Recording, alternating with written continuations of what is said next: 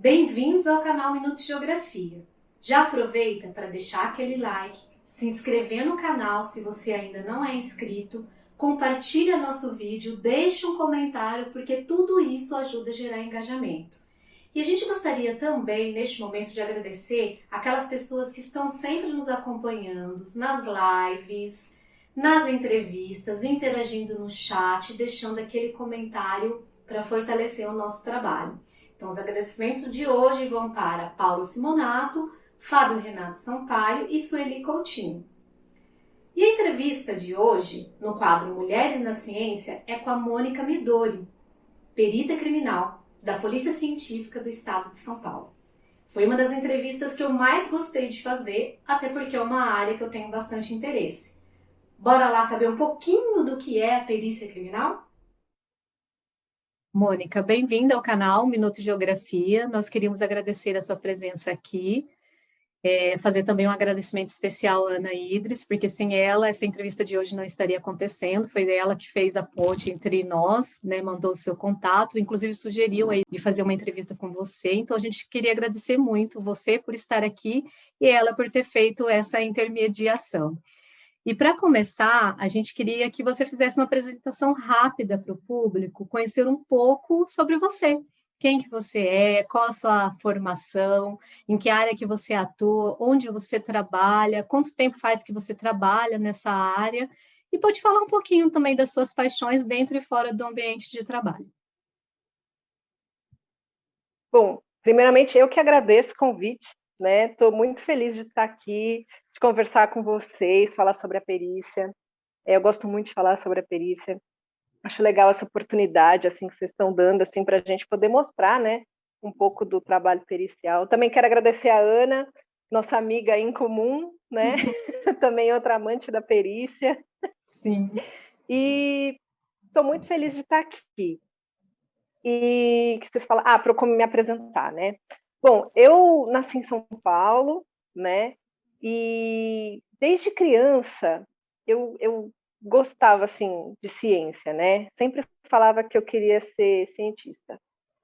E sempre assim muito estimulada por séries de TV, revistas, né? Coisas que desde criança meus pais me estimularam nisso, né? Me dava aqueles conjuntinhos de cientista, de brincar de ciência, alquimia, essas coisas todas. Eu sempre gostei muito de assistir Star Trek, essas coisas todas. Então, assim, desde criança eu falava, o que você quer ser quando crescer? Quero ser cientista. E aí, na escola, eu me apaixonei por ciências exatas, acabei gostando muito dessa área.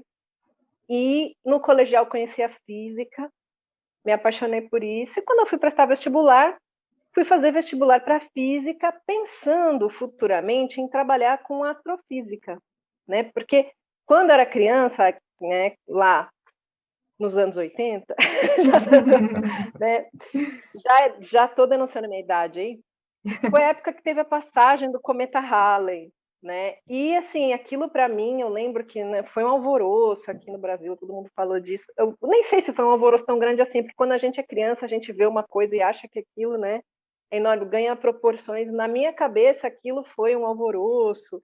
E no fim eu não consegui ver, porque na passagem dele aqui na época, talvez por isso tenha ficado marcado para mim, as condições do clima estavam muito ruins, tal, a gente não conseguiu ver.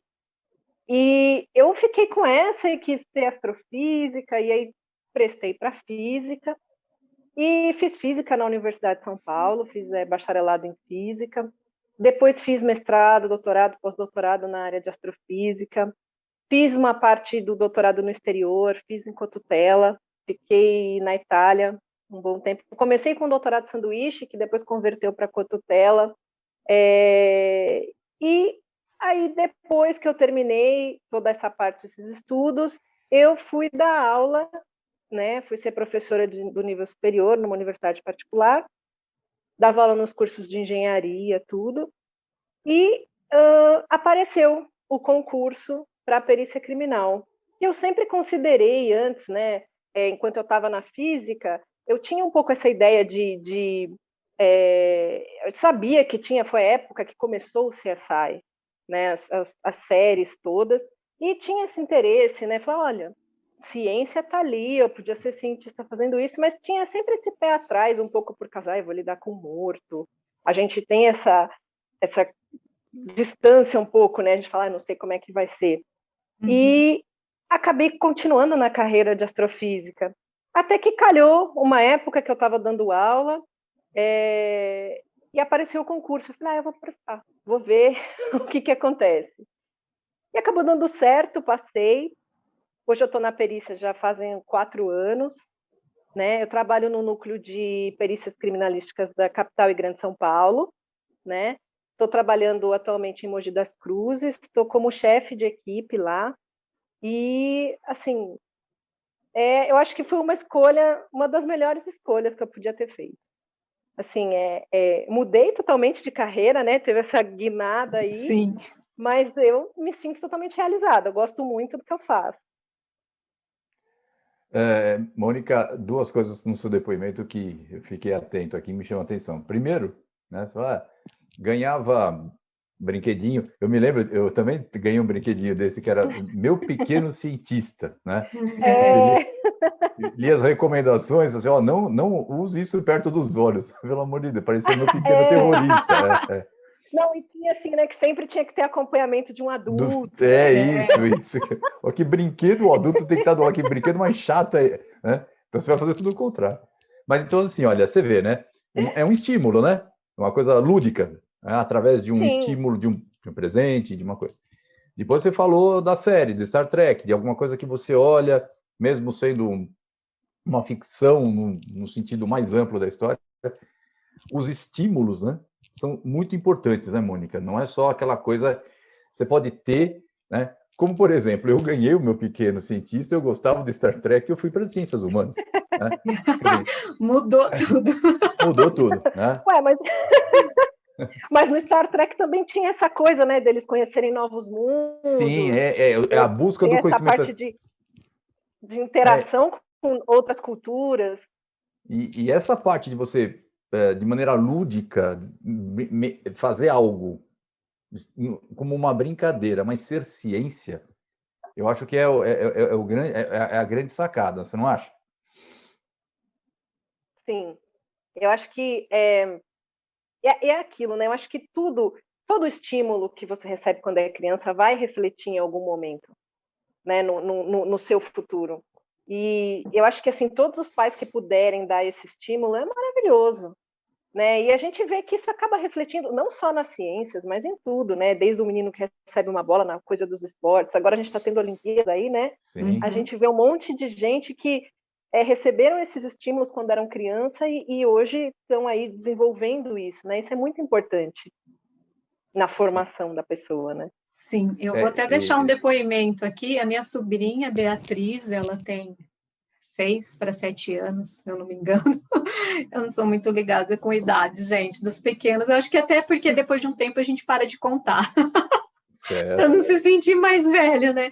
Mas a Beatriz, ela é fascinada por astros e ela gosta da geografia na escola, porque a geografia nos anos iniciais aprende bastante sobre os astros, né? Inclusive tem um vídeo aqui no canal que é sobre o sistema solar que ela narra. Ela faz a narração do vídeo. Ela é apaixonada. Meu irmão até instalou um aplicativo, porque pelo aplicativo eles conseguem ver quando tem algum fenômeno diferente, quando tem algumas estações espaciais passando, sabe? Sim. Quem que está dentro, quem, né? E ela é apaixonada. Então, assim, eu vejo que, obviamente, ela gosta, mas ela também é bastante estimulada. Quem sabe não está vindo uma astrofísica por aí também. Mais uma astrofísica. E outra coisinha também, né? O tempo em que as coisas acontecem, né? A gente precisa ter... tudo bem que individualmente isso vem para nós com a maturidade, mas, por exemplo, para os pais, você teve um tempo em que você foi ser física, um tempo que você seguiu a astrofísica, aí o tempo que você falou, agora eu vou virar a chave e vou ser perita, né? Sim. Assim, eu fui o primeiro filho, homem, com 1 ano de idade, meu pai me deu uma bola. Eu lá sabia o que era uma bola com 1 ano de idade, né? Mas aos 7 anos eu vi o Brasil ser tricampeão mundial. Né? Então já entreguei completamente a idade, só fazer continha agora. Né? E aquilo até hoje para mim é uma imagem, foi o que me ligou a esporte, ligou ao esporte via futebol.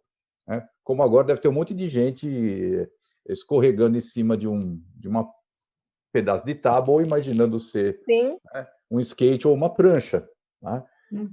Alguns vão passar, né? E outros, de repente, vão desenvolver. Tem o tempo para as coisas, né? A gente não pode ficar forçando essas coisas.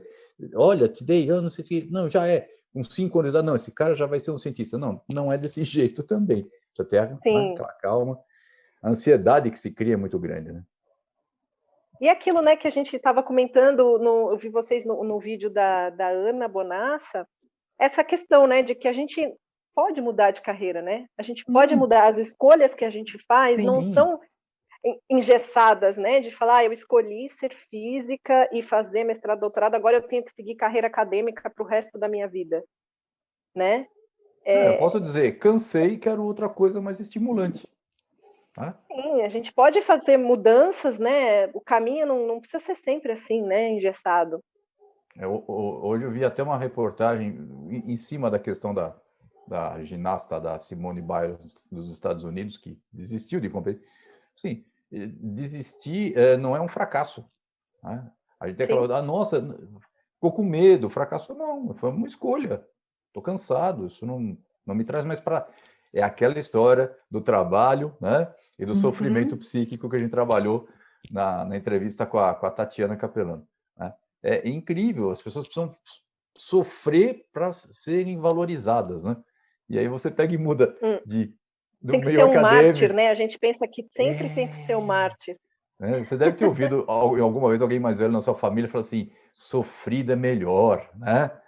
Direto. O sofrimento é mais gostoso. E olha só, o mérito não está nem no trabalho que você desenvolve, mas muitas vezes está no seu sofrimento. Peraí, tem alguma coisa errada nisso. Tem alguma coisa errada nisso, né? Aí depois eles vão achar que é estranho você lidar com o morto. É incrível essa coisa, né? Pois é. E outra, a perícia é ciência, né? É polícia científica. Né? O pessoal também se esquece isso. Exatamente, né? O nome já diz. Não é polícia chegar lá, né, como estereótipo, dar um chute na porta, dar um mata-leão no bandido, prende o cara. Não é isso. Né? Aliás, agora fazer um pouco né? Outro dia eu estava vendo um talk show e tinha lá uma entrevista com uma atriz da Globo e ela teve que fazer um papel. Eu não sei se ela era policial ou era perita, inclusive, né? E ela foi fazer o laboratório, foi seguindo as equipes, né? E ela contou Ela esteve lá na polícia científica, sim. Acho que é Carol Marques, se não me engano, né? Eu não entendo nada de TV, mas vamos lá. E ela contou uns casos assim, que você fala, nossa, como pode, né? Eu vi essa entrevista. Você viu? E o que ela... Não, até inclusive conheço a perita com quem ela fez estágio. Ah, que legal. Ela... é aquilo mesmo. A gente é assim. Todos aqueles fenômenos cadavéricos que ela descreve acontecem mesmo. Né? É normal. E a gente aprende a lidar com isso. Né? Claro, no começo a gente acha estranho. Você teve alguma experiência assim, que você falou, nossa, e você possa colocar aqui para a gente de curiosidade, né? Não precisa ser tão escatológica quanto aquela, né? Mas...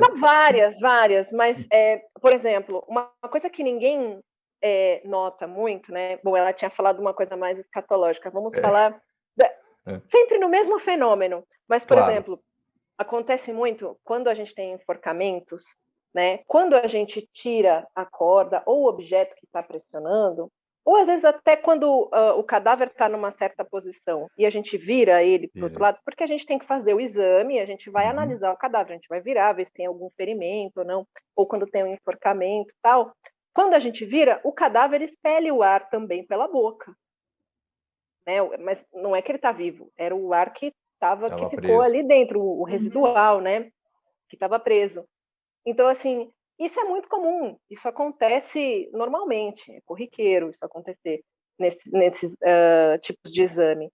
E tem muita gente que, às vezes, a gente está fazendo a perícia, a pessoa se enforcou, tem gente que se assusta e sai correndo. Nossa, o morto está vivo. Está vivo, sim. O morto está vivo é ótimo, né? A frase. No contexto, completamente compreensível. Mas, assim, tem muita gente que se assusta com isso. Claro, mas são fenômenos normais. A gente acontece, o ar está lá dentro, ele tem que sair, ele vai sair pela forma mais fácil. Seja por cima ou por baixo, como no caso do que ela relatou, exatamente, né? Do que ela relatou. Embora no que ela relatou ali também já tem outras coisas envolvidas, como a decomposição. Decomposição. Né? Que também começa sempre nessa região intestinal, nessa parte do abdômen. Né? Então vai ter um ar das bactérias, dessas coisas todas que começam a decomposição cadavérica. É como acontece naqueles então, não casos necessariamente é um ar residual. Sim, de baleias que morrem encalhadas e elas explodem, né? Sim. O acúmulo de gás naturalmente, né? Tem na verdade, quase todo tipo de animal, né? É muito comum, às vezes as pessoas, quando o pessoal no interior, na cidade grande é mais difícil, mas no interior, quando tem muitos animais que morrem, a carcaça fica ali exposta, tem todo um inchaço, Sim. Né? Não sei se vocês já tiveram essa oportunidade de ver isso, né? Tem todo um inchaço e tal, e depois a gente chama de explosão, mas não é exatamente uma explosão, né? Vai ter um rompimento escapa, ali né? da pele, tudo, escapa tudo. Isso acontece também com o ser humano, né? Isso também acontece com os nossos corpos. Então, todos esses fenômenos que a gente observa nos outros animais também acontecem com o ser humano, e dependendo da fase, né? Às vezes a gente brinca, né? Se o cadáver não for recente, né? Às vezes acontece, tem várias pessoas que morrem dentro de casa e ficam lá, trancadas, moram sozinhas, e os vizinhos só vão perceber que as pessoas faleceram depois de um tempo, porque sente o cheiro por causa do odor, e a gente tem que ir lá fazer a perícia. E aí a gente encontra as pessoas nessas situações, assim, como a gente encontra assim, nos animais mesmo, já tem o rompimento da pele, tem a perda de líquidos, enfim, uma série de fenômenos aí que acontecem na decomposição. Então precisa ter estômago forte?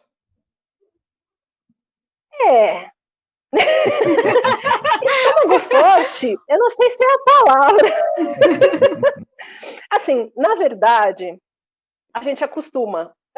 Infelizmente, o ser humano se acostuma com tudo, né? Tanto para o bem, quanto para o mal, quanto para esse tipo de fenômeno. Então, assim, é claro, a primeira vez que eu encontrei um cadáver em decomposição, que eu senti aquele cheiro, eu falei assim, porque né, a gente brinca, tem toda essa nossa, perdi a palavra. Essa parte glamorizada a perícia gourmet, né? Essa parte... aquela da TV, da série. A da TV, isso. Da TV, da série, onde fica tudo bonito, né? O vento bate no cabelo do perito e fica tudo assim, enquanto está fazendo a perícia. A gente não sabe que, na real, a gente está lidando ali, né, com cheiros, com várias coisas, situações bem insalubres, né? E a primeira vez, claro, você sofre o impacto, né? Você fala assim, nossa, não vou aguentar, eu vou ver meu almoço daqui a pouco. Mas, assim, depois de um tempo, você já acostuma e você nem percebe mais, não tem mais essa como é que eu vou dizer? Essas reações, né? Porque a gente acaba acostumando. Sim, a gente acostuma. Quando eu passei no concurso de professora, eu peguei o que na época era uma quinta série, hoje sexto ano. Quando eu entrei naquilo, eu saí de lá, eu falei assim, eu não vou aguentar. Porque é muita criança junta e assim, eu prefiro as séries finais do que as iniciais, né? Me dou melhor com eles um pouco mais velhos.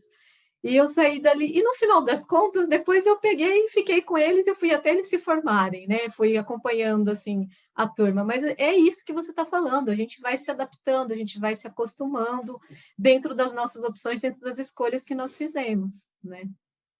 Sim. E já aproveitando, Mônica, conta como que foi a sua trajetória para chegar a ser uma perita criminal, né? Quais foram os caminhos que você percorreu, o concurso, enfim, para passar na polícia científica, porque quem sabe alguém que está aqui olhando a nossa entrevista está pensando, para a pessoa já ter uma noção certinha de quais são os passos que ela vai ter que tomar. Bom, para ser perito criminal oficial, né, só por meio de concurso público, né? Então, aqui a gente tem os peritos criminais estaduais, cada estado tem o equivalente à sua polícia científica, tem nomes diferentes, etc., mas é equivalente à sua polícia científica, e tem os peritos da Polícia Federal também, né? E em qualquer uma dessas forças aí, a única forma de entrar é por meio de concurso público, que em geral vai cair, sempre tem uma prova teórica, onde vão cair questões de conhecimentos gerais, vão cair muitas questões da parte científica, sempre vai ter a parte de química, física, biologia, medicina legal, criminalística, criminologia, a parte do direito, né? Porque a gente, para trabalhar com a perícia criminal, tem que ter o conhecimento do direito, né? A gente tem que saber o que é crime, o que não é. Não adianta não conhecer as leis. E depois, os concursos variam um pouco de estado para estado, dependendo da banca que está organizando, né? Uma coisa importante, para ser perito criminal, tem que ter curso superior, né? Porque eu estou aqui falando do concurso, às vezes a pessoa pensa, então vou ser perito criminal sem fazer um curso superior. Não, tem que ter um curso superior. Em geral, isso depende um pouco da banca também, nas carreiras científicas, nas carreiras técnico-científicas, né? Química, física, matemática, medicina, odontologia, essas carreiras mais biomedicina, essas carreiras mais ligadas à parte científica. Então, tem essa prova de conhecimentos gerais, que a gente coloca assim, né? E depois, em geral, tem uma prova física, né? Tem a prova de corrida, de abdominal, flexão, barra, que a gente sofre pra caramba, né? Sim. E tem uma prova psicológica também, onde eles vão fazer uma análise, se a pessoa tem condições, né, de trabalhar, porque não é fácil, né? Tem, na parte da perícia criminal, da polícia, sempre vai ter essas questões, essas provas psicológicas. Então, tem uma fase também de investigação social, né, que é uma fase onde eles vão investigar se a pessoa teve algum antecedente criminal, se cometeu algum crime, alguma coisa, vão ver a ficha, né, puxar a capivara da pessoa. E a famosa capivara. E, além disso, eles também fazem, algumas vezes eles fazem uma investigação em perfis de rede social, exatamente para saber o que a pessoa posta, né? Que tipo de comentários, se fazem alusão a algum tipo de crime, né? O cara fica sempre postando aquela foto bêbado com um amigo, então você fala assim, pô, o que você quer fazer aqui, né? Trabalhar com a gente? Então, tem um pouco, então tomem cuidado com o que vocês postam na rede, porque fica tudo lá. Eu só posto cachorro, né? Fofinho. Não, então, eu também, eu só posto cachorro, não, mentira, eu posto umas coisas de perícia às vezes, quem tem essa vontade de seguir uma carreira policial ou pericial, que seja, tem que estar atento a isso, né? Que vai ter uma investigação social e eles vão ver o que é que a pessoa costuma postar, né? Eu posto ameaças, né? Aquelas pessoas que hoje em dia as redes sociais estão bem agitadas, né? Sim. Então tem que tomar cuidado um pouco, né? O que o pessoal posta. E, enfim, depois tem uma prova que, em geral, é análise de títulos, né, onde a pessoa vai ver se as graduações, os cursos, a pós-graduação, o que é que ela tem ali, alguma especialização. E aí cada fase dessas, as primeiras fases são eliminatórias, né? A fase da prova em si, a fase do teste físico e do teste psicológico são provas eliminatórias. E as outras provas são classificatórias, ou seja, você vai colocar você em ordem de classificação aí, pode mudar a sua classificação por conta dos títulos ou da investigação aí social. Interessante você falar isso, porque, assim, tem gente que acha que ser polícia é só ter o ensino médio e tá bom, né? Polícia científica, então você já deixou claro, tem que ter ensino superior, e quanto mais formação você tiver na área, mestrado, doutorado, isso vai contando pontos para, né, que vão te dar uma classificação boa aí no concurso. Muito bom falar isso. E eu ouvi falar isso, Mônica, para mim é até surpreendente, porque eu desconhecia essa atualização da carreira, porque eu, quando entrei na faculdade, eu também entrei no concurso da Academia de Polícia. Tá? Minha família tinha um amigo que sempre falava, faça uma boa carreira, não sei o quê. E naquela época, o que era necessário? Só o ensino médio. A prova era composta de 2 etapas. Uma prova teste e uma prova oral que você sorteava 3 perguntas. Eram 3 perguntas. Eu lembro até hoje uma delas que eu quase travei, traumatizei, que me perguntaram o volume, né, de um cubo. Né? Eu falei, aresta o cubo. Não, não é essa a resposta. Eu falei, mas como? É lado vezes lado vezes lado. Essa é a resposta. Então tá bom. A gente entende. Mas era uma coisa assim que você via, você mostrou esse lado agora de formação científica, título, ensino superior. Então, você pega lá do início dos anos 80, você falou que você está há 4 anos, então, para a segunda década do século XXI, né, você tem uns 30 e poucos anos, como houve um crescimento da qualificação e, consequentemente, né, da estruturação profissional dessa carreira. Né? Isso Hoje, o cargo de perito criminal sempre precisou ter nível superior. Né? Assim como delegado, médico legista, essas carreiras sempre precisaram ter o nível superior. Outras carreiras da polícia não pedem nível superior, mas isso tem mudado, né? Porque o perfil dos candidatos também muda muito. Né? Hoje, quase boa parte da população está tendo acesso ao nível superior. Né? Então, isso está mudando bastante e as provas também vêm mudando, né? Ele comentou que a prova dele teve prova oral. Em alguns concursos agora também a prova oral está voltando, está sendo uma tendência. Então, além dessas provas todas aí, que as provas mudam um pouco de concurso para concurso, também tem a prova oral. E a questão da averiguar a rede social, isso, né? Se alguém está falando, nossa, a polícia faz isso todas as empresas declaradamente ou não declaradamente fazem, né? Então, isso virou inclusive, muita gente outro que anda fazendo discurso de ódio aí pela internet já foi mandada embora porque eles foram, né, verificaram, teve denúncia. Isso está acontecendo cada vez assim, com mais recorrência, né? Então, é bom para o pessoal ficar esperto também. A internet não é terra de ninguém, como antigamente, não. Tem muita gente de olho, as empresas, né? Os concursos aí, no caso da polícia, vai ter esse tipo de investigação. Então, é muito bom a gente trazer esse tema à tona, porque ele é bastante atual. E coloca algumas pessoas, talvez, aí no seu lugar, né? Porque tem muita gente que às vezes faz e vai falando como se fosse, vou falar, não dá nada, não. Olha, uma hora a conta vem. E hoje em dia, caiu na internet, esquece, porque você pode até esquecer, mas o print não. Pois é. Sim. Print é prova, né? O print é eterno. O print. Mônica. Tem que passar pela perícia primeiro. É isso que eu ia te perguntar, né? Tudo que agora, né, as redes sociais, a internet produzem, elas podem ser usadas como provas, mas tem um caminho para isso, né? Se nós simplesmente dar o printzinho lá, acabou, né?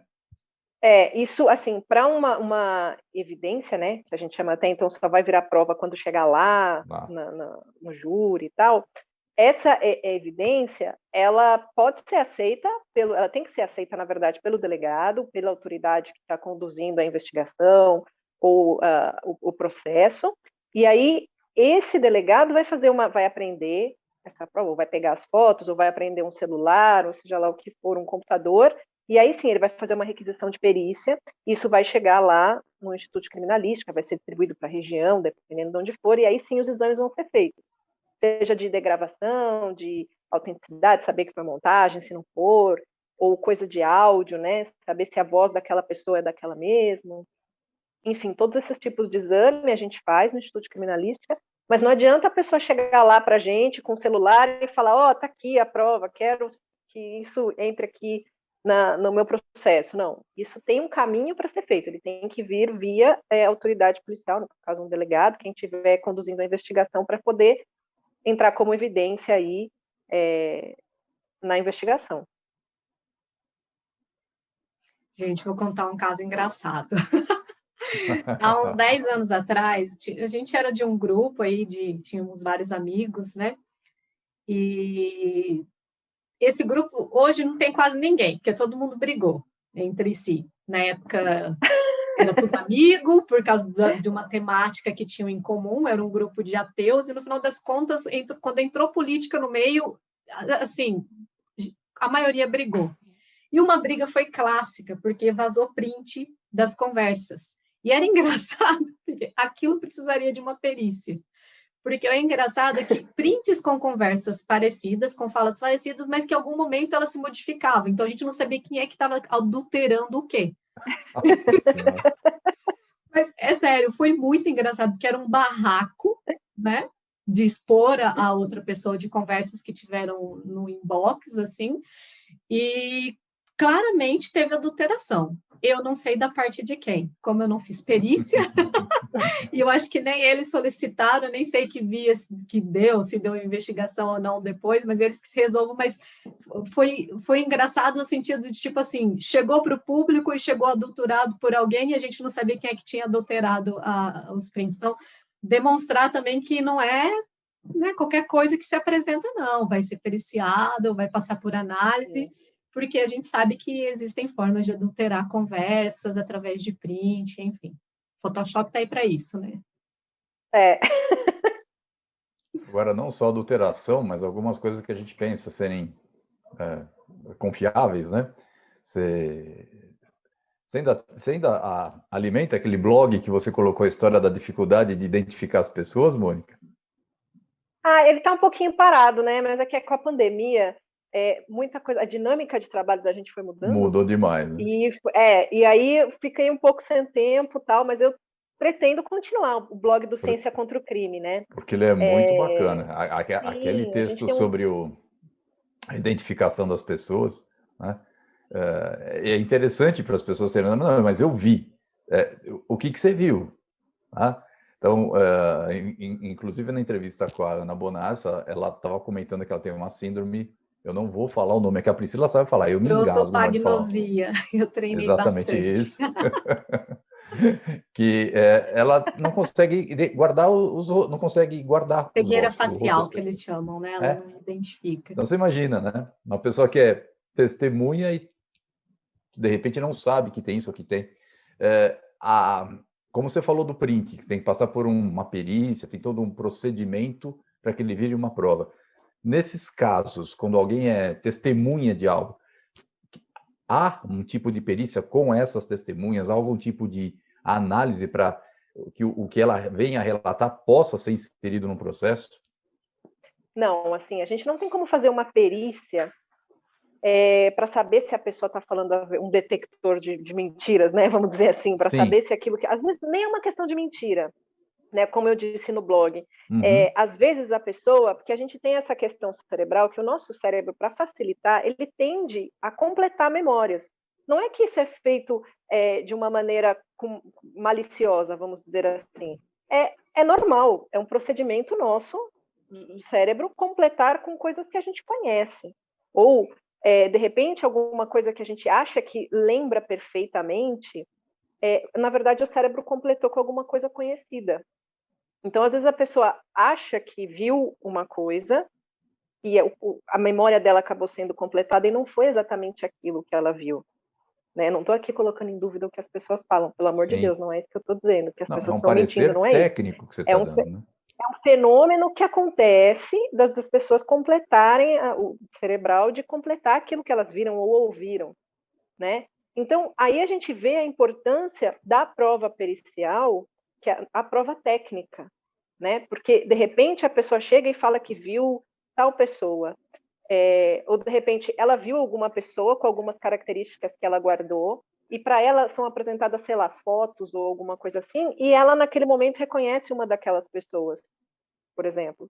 Pode ser que seja verdade, seja aquela pessoa mesmo, mas pode ser que haja algum engano dessa complementação que ela fez.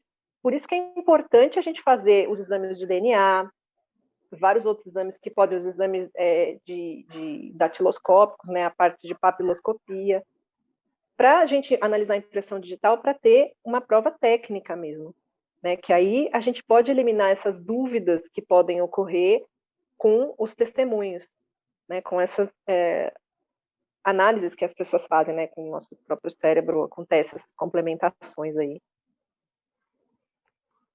Eu lembro do caso, né, a gente pode lembrar de diversos, né, porque são que a mídia também espetacularizou bastante, foi o caso da escola base, né, onde se dizia que os funcionários da escola tinham abusado das crianças e tudo, a escola foi depredada, os donos foram perseguidos, né, os dois já morreram, foi um caos, né, o motorista que levava as crianças também, nunca mais conseguiu emprego, nada, e depois, com o tempo, foi identificado que as crianças haviam fantasiado muita coisa e que a mídia também. Talvez o delegado, me parece que sofreu alguma punição depois, também quis ganhar uma notoriedade. Então, como ter cientificamente, né, esses fatos, né, hoje tão difíceis, né? Hoje você, a Pri falou, as pessoas manipularam, você cria fatos, o fato não basta, ou o fato é tudo, né? Você esquece o método, né? Caramba, vocês têm um método científico para seguir. Então, o quanto tudo isso pode reduzir, fico imaginando aqui, penas injustas ou penas erradas, né? Sim. A evolução disso, a evolução da ciência, né? Para que serve a ciência? Para que você vai fazer física para quê, Mônica, né? Nossa, para que eu tenho que estudar aquilo lá no colegial mesmo, né? Sim, ângulo, sabe? Tudo.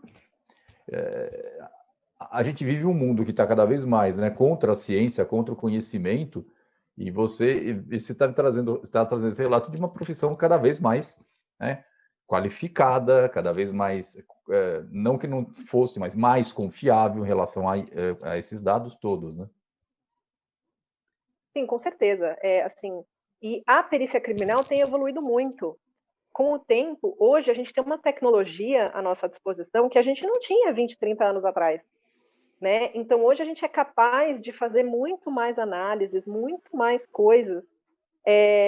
Claro que não é como nas séries de TV, né? Que eu brinco que o cara tá lá, coloca a análise ali, ele volta do local do crime, coloca o negócio ali no computador, vai tomar o café, enquanto ele está tomando o café, apita e já sai a resposta de todos os problemas. Né? Quem dera.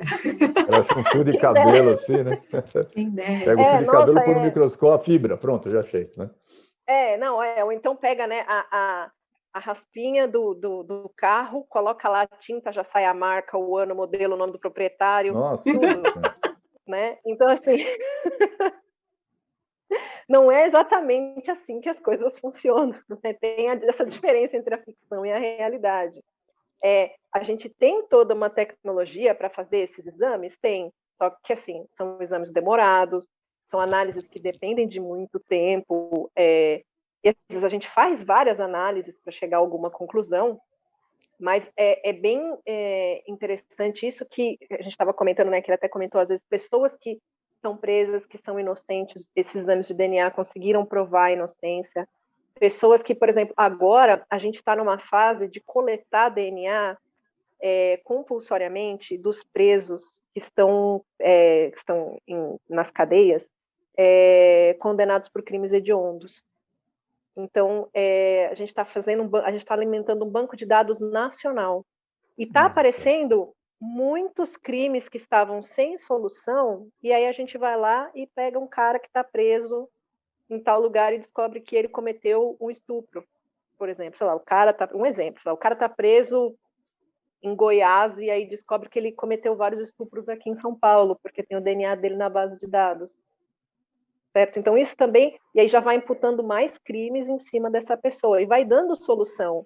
Porque às vezes parece uma coisa boba para a gente que está de fora, mas para uma família ou para as pessoas envolvidas encontrar essa solução, falar, olha, descobrimos quem foi, o cara já está preso, já está cumprindo pena por isso, agora vão colocar mais esses crimes em cima dele. Isso é muito importante, ajuda muito assim, para a sociedade e para as pessoas que sofreram essas violências, para essas vítimas, é muito importante, né? Então, tecnologicamente, a gente não está tão atrasado quanto, de repente, um senso comum possa imaginar nessa área? Não, de maneira alguma. Assim, a Polícia Científica do Estado de São Paulo é uma das polícias mais bem equipadas do Brasil, com toda certeza. Eu diria até da América Latina. A gente tem, inclusive, pessoas que vêm do exterior, de outras polícias, que vêm aqui conhecer os nossos laboratórios. A gente tem vários equipamentos de última geração.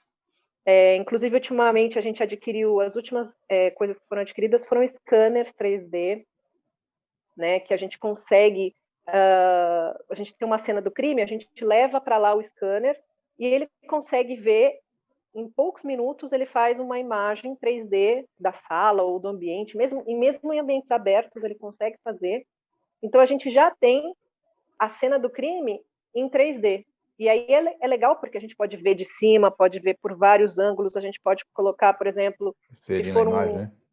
Isso, se for no caso, sei lá, um atirador. Então a gente pode colocar, posicionar ele em vários lugares para saber exatamente o ângulo do tiro, tudo direitinho. A gente consegue fazer vários cálculos. Em acidentes de trânsito, esse scanner 3D também é maravilhoso. Dá para a gente, inclusive, saber mais ou menos a velocidade que o carro estava. Dá para fazer muita coisa com esse scanner 3D. É muito legal e, assim, a gente está bem equipado mesmo. A gente consegue, em questão de tecnologia, fazer muita coisa. Então, pensando um pouco mais adiante, a questão do papel da polícia e da perícia está bem avançado. Talvez a resolução disso trave na morosidade tradicional da justiça. É isso, né? Sim. Não, eu acho que a esperança eu tenho que nós tudo isso, ter, né? em alguns anos, tudo isso possa já encaminhar para uma resolução mais rápida dos crimes, já, assim, ter um índice de resolução maior, inclusive, e encaminhar para que tudo isso ajude a gente a resolver mais crimes, né? A ciência contra o crime, né, que é o nosso lema. Sim. Até porque muito dessa tecnologia pode tirar, não tirar, mas não depender, né, de instâncias outras para dar um resultado final, né? A gente fala nessa atual momento de, né, Priscila, da revolução 4.0, né, da revolução da inteligência artificial. E até outro dia era uma aluna que comentava comigo, falou: professor, eu tomei um susto porque eu quero fazer direito, mas eu estava vendo as profissões do futuro e direito não é uma delas, porque algumas situações serão resolvidas através de inteligência artificial, tá? Óbvio que não uma resolução de um crime, né? Mas assim de um conflito, alguma coisa menor. Então, não haverá mais a necessidade de um juiz para aquilo se as coisas são claras, se existem, né? É lógico, a questão de um crime você não vai colocar uma inteligência artificial para fazer uma análise, mas você desafoga com a tecnologia um volume de trabalho muito grande da justiça e dá espaço, então, para que vocês, com um trabalho mais aprimorado, possam chegar à justiça com né, mais adiante e um juiz ou um júri possa ter uma resposta mais rápida com relação a tudo isso também. Sim, com certeza. Mas se ela quer fazer direito, fala para ela fazer, que vai ter campo. Não, eu falei, não tem. Aliás, eles estão se... pregando o extermínio, às vezes, de certas profissões faz tempo, né? Algumas não tem mais, não a gente vai, sabe né? ficar. Mas, assim, algumas, elas é aquilo que a gente estava falando, tem as readaptações, as mudanças, a tecnologia Sim. vai se incorporando. E nós, né, aqui, Adriano, nós aqui mesmo nos reinventamos nessa pandemia como professores, né? Então a gente consegue meio que fazer, assim, as adaptações aliando a tecnologia também. E a gente acelera etapas mesmo. E com certeza, eu imagino que eu imagino que nessa questão do direito também a gente vai precisar daqui a pouco, ou já estamos precisando, de muitas pessoas que sejam especializadas em direito digital, né? Claro. Porque agora a gente vai ter que utilizar essa parte das redes sociais, da informática, de tudo isso. Vão surgir novos crimes, como já tem surgido novos crimes, novas fraudes aí digitais, e vamos precisar de gente para trabalhar com isso, né? Há uns 15 anos atrás, uma conhecida advogada me perguntou: você conhece você que é professor, você conhece algum biólogo que é formado em direito? Você dá até né? Como? Eu falei, não, é porque estavam sendo elaboradas, estruturadas as leis ambientais. Então, havia do mesmo jeito hoje, como você falou, você precisa de advogados que na área de relações internacionais, na área da tecnologia, você vai precisar disso. Né? Se fecha de um lado, abre para outro. Né? A gente não pode tirar o homem do centro, né? Essas evoluções às vezes são bem assim, né? Sai a Mônica, põe um robozinho, sai a Priscila de sala de aula, põe uma professora. Não é isso. É fazer um update, mas se a gente não tiver no profissional, no ser humano, a figura central, isso para mim não é evolução. Né? É sempre ressignificar, né? Isso. Sempre buscar. Exato. Temos o nosso papel insubstituível. Sim. Bom, a Mônica. outra pergunta eu vou deixar para Com a certeza. Priscila, porque o lugar de fala é feminino, né? Mônica, você atua. Agora é a nossa vez. Você atua na área de crimes contra a Vamos mulher. lá. Então, eu queria que você contasse um pouquinho sobre esse seu trabalho e também falar para a gente como é que é ser mulher num ambiente onde ainda predomina homens.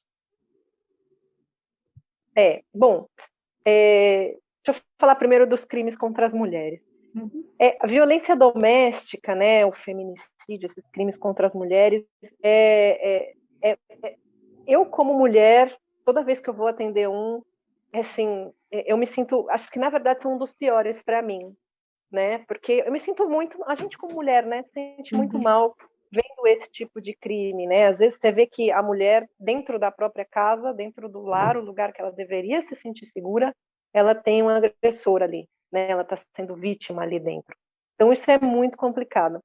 E eu vejo muito essa questão do ciclo da violência contra a mulher, né? Que eu não sei se vocês sabem, passa ali por 3 fases, né? Tem a primeira fase, onde tem assim uma tensão, onde começa, né? O homem começa a ficar bravo por qualquer coisinha, a mulher começa a se sentir culpada e etc. Depois já passa por uma fase de violência mesmo, que pode ser física, psicológica, sexual, enfim, de vários tipos.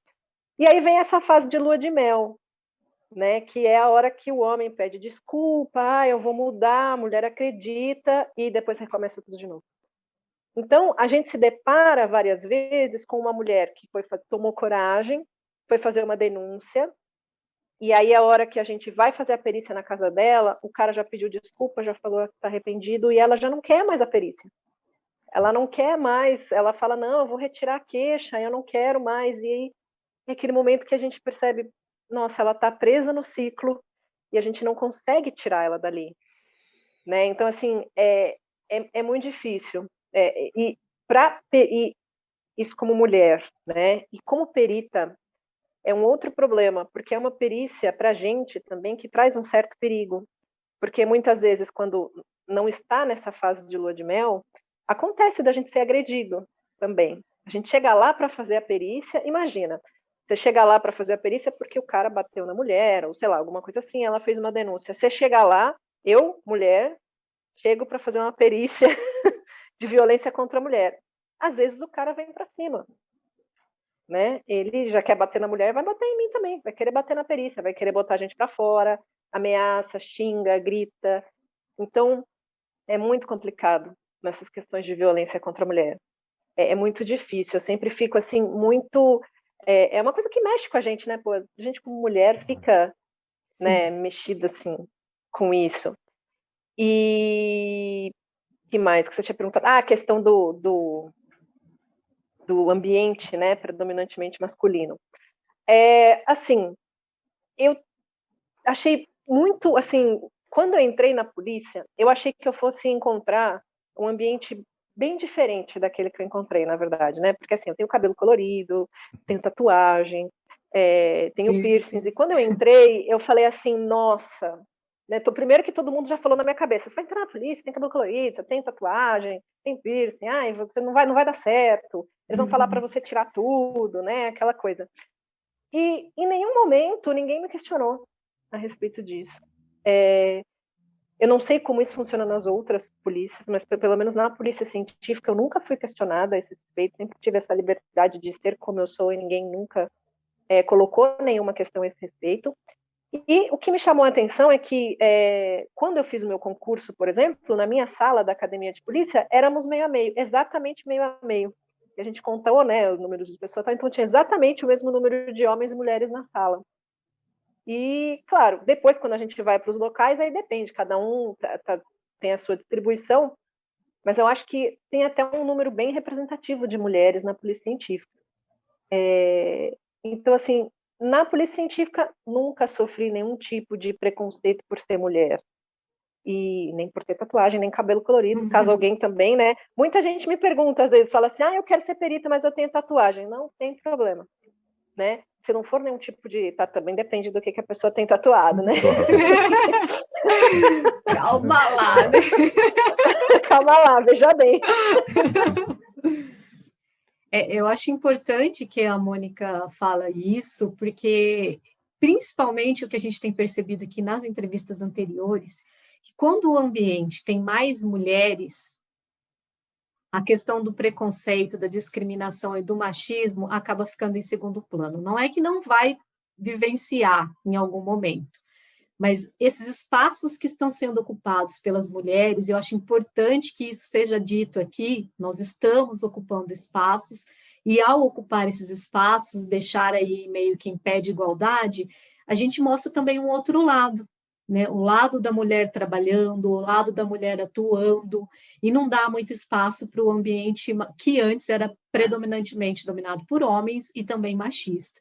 Então, acho bem importante a gente deixar isso daqui destacado. A Cíntia comentou, e a Ana também, que durante a graduação, como elas, né, passaram por um ambiente onde tinha predomínio de mulheres, elas não tiveram essas experiências associadas à discriminação e a machismo. Sim. Esse fato que a Mônica colocou, né, de meio a meio na turma dela, mais mulheres, que você corroborou e tudo, isso é fato. Isso junta-se tudo, como a Mônica também falou, mais pessoas tendo acesso ao ensino superior, isso também gerou aumento da participação de mulheres no curso superior, né? Os dados do IBGE refletem isso claramente, mulheres chefiando economicamente famílias e tal. Uns 7, 8 anos para cá está caindo, né? Mas esses são outros poréns. E a gente, em sala de pré-vestibular, a gente vê isso, eu vejo isso desde 90, meados dos anos 90, quando eu comecei a trabalhar com pré-vestibular, existiam turmas, dependendo do curso, onde você brincava, você falava, isso aqui, entrei no quartel, né? Não tem mulher aqui, né? Aí você que fala, participação da mulher no trabalho, tinha que desenhar uma mulher na lousa, que eles não sabiam o que era. Então, hoje é o contrário, eu já cheguei a entrar em turmas que a maioria é composta de mulheres, muitas, por exemplo, policiais militares prestando para Barro Branco, tá? Na área militar, policiais civis, para ter acesso ao ensino superior e carreira, né, em outras áreas da própria polícia. Né? Então, você percebe as duas coisas acontecendo. A mulher aumentando a participação, olha, e muito mais competitivas e menos choronas, né? Usando a expressão, seria hoje um mememê, pronto, né? Do que os homens. Né? Então, você percebe, é isso que eu quero, vou fazer, se não consigo agora, vou depois. E uma mudança no ambiente, isso que a Priscila colocou é fundamental, o ambiente de trabalho muda, né?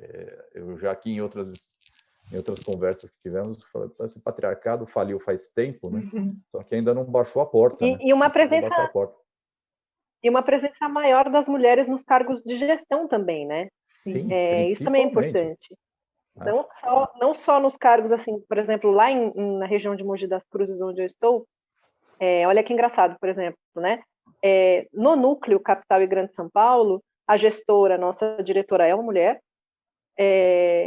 e tem várias mulheres chefiando a equipe, né, da Capital e Grande São Paulo. Eu estou chefiando a equipe de Mogi das Cruzes, e lá tem alguns batalhões da Polícia Militar que também tem como chefes mulheres, comandantes. E eu acho isso muito legal, a gente está ocupando os espaços e entrando nesses cargos de gestão também, né? Para mudar um pouco. Que é o cargo do poder, né, Mônica? É o cargo do poder, né? De decisão. E o Brasil ainda está muito, né? No geral, a gente está muito aquém disso, está aquém de países de situação socioeconômica muito inferior a nós. Nós estamos no legislativo, acho que a gente tem 12% de mulheres.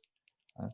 É uma coisa assim desprezível, né? Em relação à quantidade de mulheres na sociedade, né?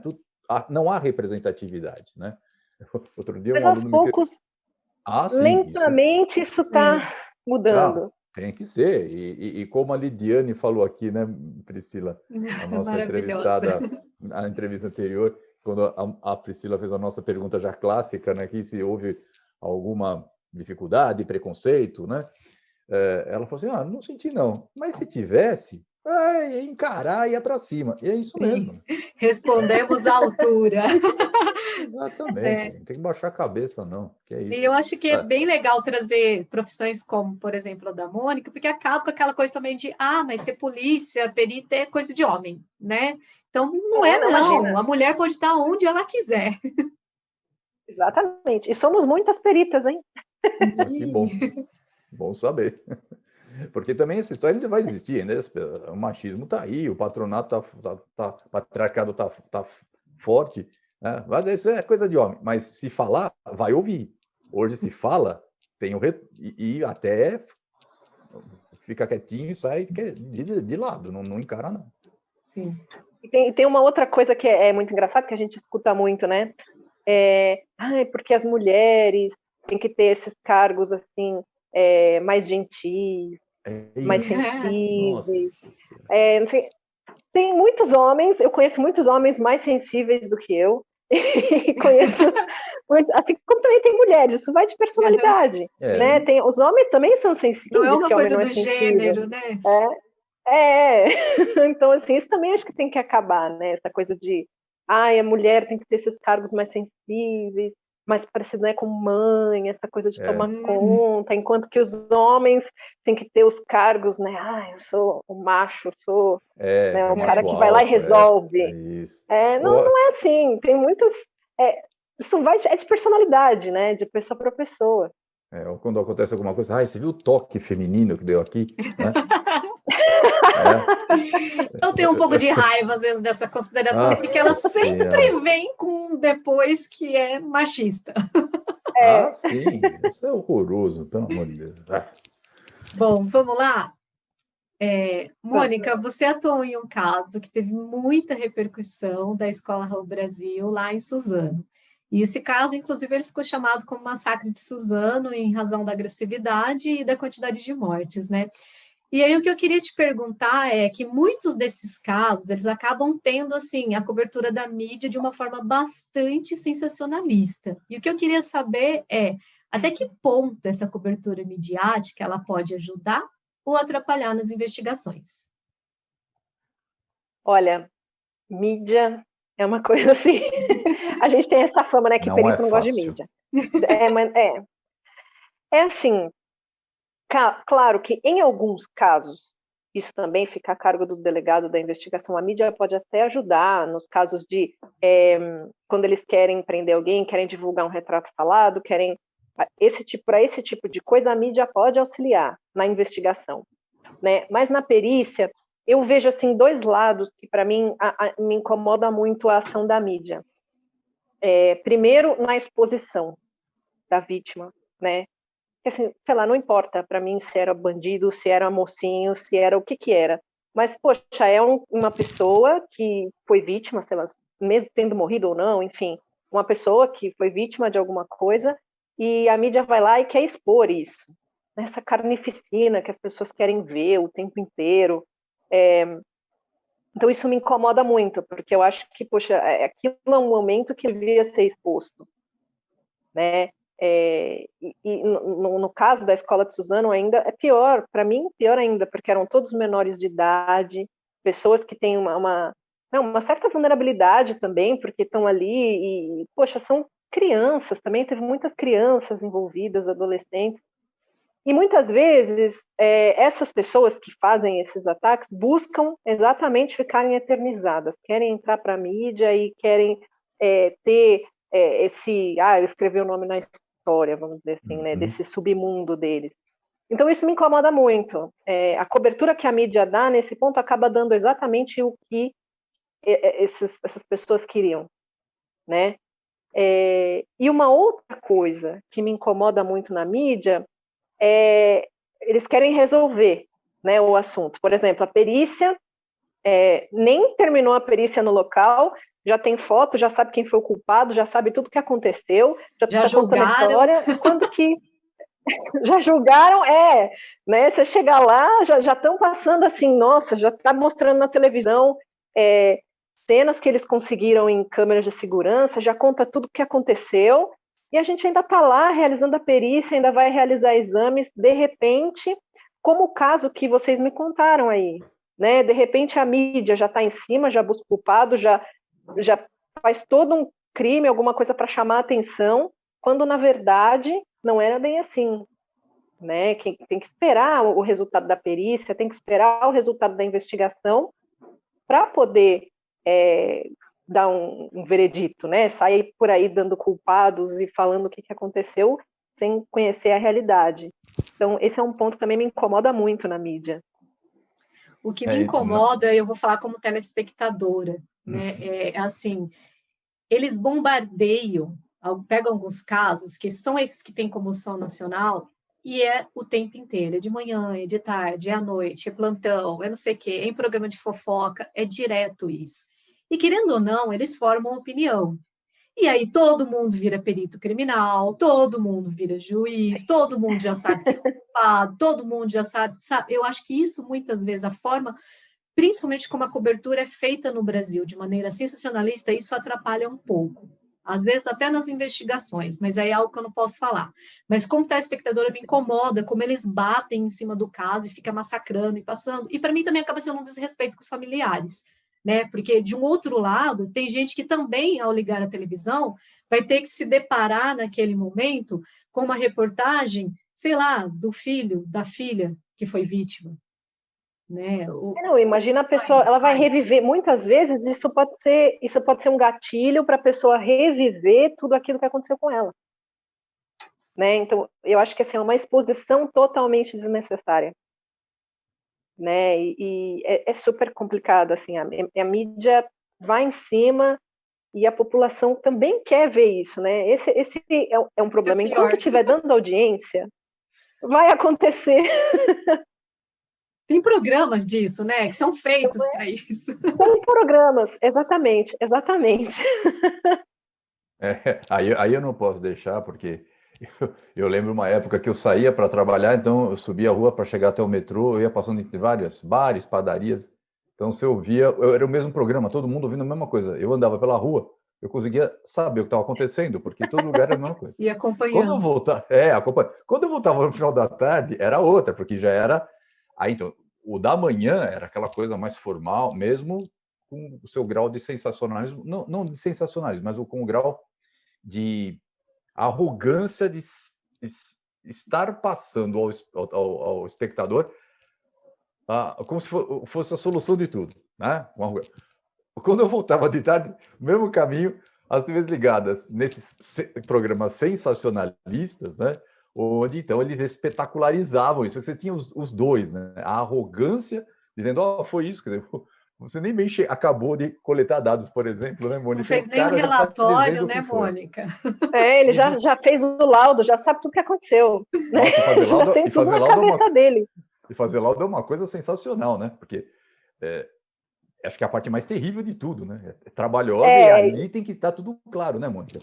Sim, isso é uma coisa que às vezes é engraçado, né? Quando a gente faz a perícia, as pessoas acham que, né, nos seriados, mostra só o cara vai lá no local não tem cheiro, né? Não tem nada, é tudo perfeito.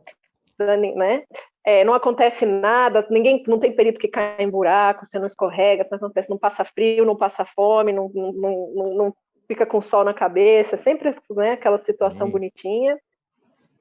E não mostra o perito fazendo o laudo, que é o que consome muito tempo nosso, né? Que a gente passa boa parte, aliás, para quem quiser ser perito, daí também uma coisa, não é só fazer local de crime, né? Tem também a parte de escrever, a gente tem que, né, descrever tudo aquilo que a gente viu ali, tudo que os resultados dos exames que a gente fez, tem que estar tudo descrito de uma maneira clara, né? A gente tem que pensar bem no que a gente vai escrever também, sempre para não deixar uma interpretação dúbia, para ver o que está acontecendo ali. Então, essa parte da confecção do laudo pericial é importante e é o que vai para o processo, no fim das contas, né? É aquilo que vai, o perito, o nosso trabalho vai dessa forma, né, para o inquérito. E num país onde você tem cada vez mais dificuldades nas interpretações de texto, seja por dificuldade em si ou por interesses que distorcem a interpretação, que é o caso desse sensacionalismo, né, que na verdade busca o quê? Audiência direta, retorno comercial, e a formação de personalidades que mais tarde vão tirar proveito disso. Isso não só aqui no Brasil, né? No mundo inteiro, assim, a gente viu o crescimento de personalidades aproveitando isso, indo para um mundo político com um discurso anti-ideológico a favor das decisões técnicas, ao mesmo tempo que, nesse caso, eles dão um bico na questão técnica e, dentro de um estúdio, eles resolvem o crime, julgam e condenam. Né? É o mundo que a gente está vivendo hoje. Né? Essa coisa, né, da violência, do ódio, contra o conhecimento. Né? Outro dia eu vi um desses cidadãos aí bem famosos falando assim, você não precisa de conhecimento, você precisa de vontade.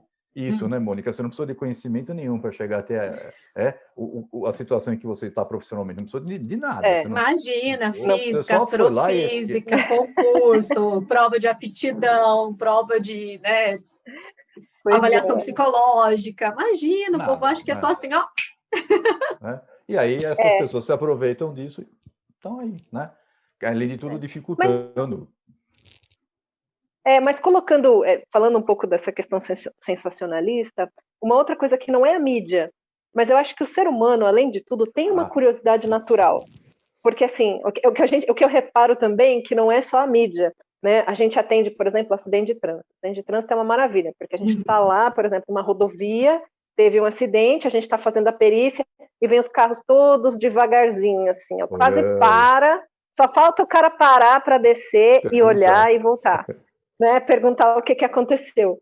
Eu acho assim, eu já, por exemplo, uma vez, uma cena que me chocou muito com isso, eu estava fazendo uma perícia num homicídio que aconteceu na rua, né, um cara foi morto lá com vários tiros na rua, e eu, quando faço uma perícia, sempre tento posicionar as viaturas de uma certa forma que encubra o corpo da vítima, exatamente para as pessoas não ficarem olhando, porque hoje todo mundo tem um celular na mão, Exato. E todo mundo faz foto, e depois põe na internet, fica expondo, todo mundo também tem seu lado de jornalismo sensacionalista, né? E fica expondo tudo isso, não, não tem motivo, né? A pessoa não conhecia aquela pessoa, não sabe quem é, não sabe nada, mas está lá morto no chão, então eu vou lá fazer umas fotos e vou botar no grupo da família, né? Porque, sei lá, claro, e aí disso vai dos amigos da família e já vai disparando para todo mundo, né? E, assim, uma coisa que me chocou muito um dia era uma moça que estava com um carrinho com uma criança, sei lá, devia ter uns 3 anos de idade, alguma coisa assim, 2, 3 anos, eu também não sou boa de idade, como diz. E a criança, e ela ali com o carrinho, tentando ver o que estava acontecendo, queria ver o morto e tal, e aí eu falei para ela, falei assim, senhora, poxa, leva a criança daqui, né? Não tem por que ficar expondo a criança. Isso, não tem problema. Sabe? Só faltou falar, ela está acostumada. Ai, Deus do céu. Então, assim, essas coisas são muito... Ou várias vezes acontece... quando eu estou no local, eu acabo até ignorando, mas você está lá, tem a gente coloca, né, aquela fita zebrada para as pessoas não se aproximarem, para fazer o isolamento, mas as pessoas ficam ali, né, no gargarejo, né? Parece show de rock. Você tá ali, um monte de gente que quer ver a cena do crime. E às vezes, aquilo que eu falei, eu sempre tento esconder, não deixar a vítima exposta. E às vezes algumas pessoas vêm com uma cara de pau. Você não pode levantar um pouquinho aí a parte que a gente cobre, o cobre morto, né? Você não pode levantar. Deixa eu ver. Mas não, como assim? É muito complicado. Eu noto que as pessoas, elas têm essa necessidade de ver, né? Não sei por quê. A mídia vende aquilo que é consumido por ele, né? Se não der certo, eles não estão vendendo até hoje. Eu lembro que na época que tinha banca de jornal, a gente passava e brincava que tinha uns jornais que se torcesse, escorria sangue, né? Saia sangue, Porque, agora, gente... a Mônica falou do acidente de trânsito. Eu lembrei, teve um caso recente que fez bastante sucesso. Teve muitos likes na internet, né? Que é um guarda na Alemanha, que quando ele percebe isso, Mônica, que parou, tem um acidente na rodovia, o cara tá lá atrapalhando. Ele ia, pegava, falou, você quer ver? Vem cá, você vai ver. Ó, é um motoqueiro, a carreta passou em cima. E o cara já toma um susto. Você quer ver? Vem cá. E levava os caras.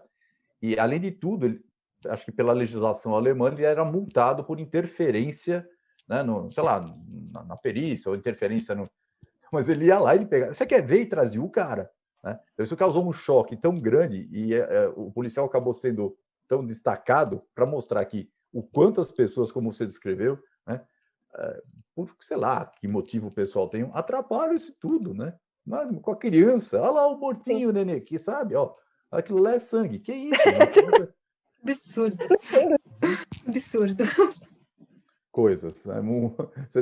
Daqui a algum tempo você pode escrever umas memórias que vão ser... Eu posso garantir que vão fazer muito sucesso, né? Mônica, a gente vai deixar então agora aberto para você fazer as suas considerações finais. Bom, eu gostei muito de ter esse bate-papo com vocês aqui. Me diverti muito, né? Bom, porque a gente tem esse ambiente descontraído, a gente dá risada, a gente vai comentando os casos, né? Agradecer vocês por terem me convidado.